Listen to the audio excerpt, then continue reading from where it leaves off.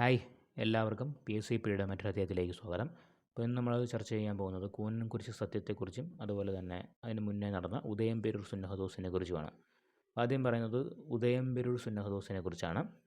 Portuguese കാലത്ത് കേരള ക്രൈസ്തവ സഭയുടെ ചരിത്രത്തിലുണ്ടായ പ്രധാനപ്പെട്ട ഒരേടാണ് ഉദയംപേരൂർ സുന്നഹദോസ്.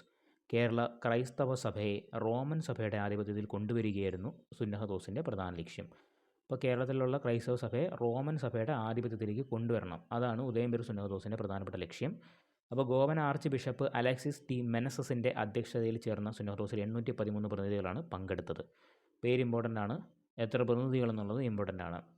അപ്പോൾ ഗോവൻ ആർച്ച് ബിഷപ്പായിട്ടുള്ള അലക്സിസ് ഡി മെനസസിൻ്റെ നേതൃത്വത്തിലാണ് ഉദയംപേരൂർ സുന്നഹദോസ് ചേരുന്നത്.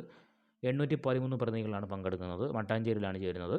അപ്പോൾ ഇതോടെ കേരള ക്രൈസ്തവ സഭയ്ക്ക് ബാബിലോണിലെ പാത്രിയാർമാർക്കുമുണ്ടായിരുന്ന ദീർഘകാല ബന്ധം വിച്ഛേദിച്ച് പകരം റോം ആസ്ഥാനമായി പ്രവർത്തിച്ചിരുന്ന പോപ്പിൻ്റെ ആധിപത്യം സ്ഥാപിക്കുന്നു. അപ്പം ഉദയംപേരൂർ സുന്നഹദോസ് നടത്തി അതോടുകൂടി എന്ത് ചെയ്യുന്നു? കേരളത്തിലെ ക്രൈസ്തവ സഭയ്ക്ക് ബാബിലോണിലെ പാത്രിയാർമാർക്കുമായി ഉണ്ടായിരുന്ന ദീർഘകാല ബന്ധം വിച്ഛേദിച്ച് ആ ഒരു ക്രൈസ്തവ സഭയെ റോം ആസ്ഥാനമായി പ്രവർത്തിച്ചിരുന്ന പോപ്പിൻ്റെ ആധിപത്യത്തിലേക്ക് കൊണ്ടുവരാനായിട്ടാണ് ഈ ഒരു സമ്മേളനം നടത്തിയത്. ലത്തീൻ മാർഗം പ്രാപിച്ചവർ കൊച്ചി രൂപതയിലും സുറിയാനി മാർഗത്തിൽ ഉറച്ചു നിന്നവർ അങ്കമാലിയിലെ പഴയ സുറിയാനി രൂപതയിലും ഉൾപ്പെട്ടു. അപ്പോൾ ഈ ഒരു സുന്നഹദോസിൻ്റെ ഭാഗമായിട്ട് ലത്തീൻ മാർഗം, ഈ റോമൻ ലത്തീൻ മാർഗം പ്രാപിച്ചവർ കൊച്ചി രൂപത എന്ന് പറഞ്ഞ് ഒരു പുതിയ രൂപത രൂപീകരിച്ച് അതിൻ്റെ കീഴിലും ഉൾപ്പെട്ടു. അതുപോലെ തന്നെ സുറിയാനി മാർഗത്തിൽ ഉറച്ചു നിന്ന പഴയ ആൾക്കാരുണ്ടല്ലോ, അവർ അങ്കമാലിയിലെ പഴയ സുറിയാനി രൂപതയിലും ഉൾപ്പെട്ടു. സുന്നഹദോസിന് ശേഷം ആർച്ച് ബിഷപ്പ് മെനസസ് 5 ജെസ്യൂട്ട് പുരോഹിതന്മാരോടുകൂടി കൊല്ലം വരെയുള്ള പ്രധാന പള്ളികൾ സന്ദർശിച്ച ശേഷം 1599 നവംബറിൽ ഗോവയിലേക്ക് തിരിച്ചുപോയി.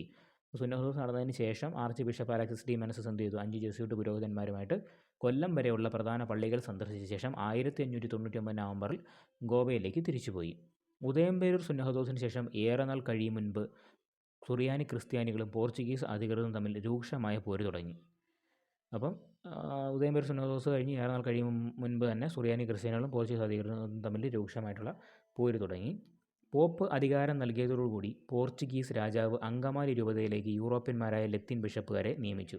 അപ്പോൾ പോപ്പ്, ഈ റോമൻ ലാറ്റിൻ അവരുടെ ഈ അധികാരിയായിട്ടുള്ള പോപ്പ് അധികാരം നൽകിയതോടുകൂടി എന്ത് ചെയ്തു? പോർച്ചുഗീസ് രാജാവ് അങ്കമാലി രൂപത എന്ന് പറഞ്ഞാൽ ആരുടെ രൂപതയാണ്?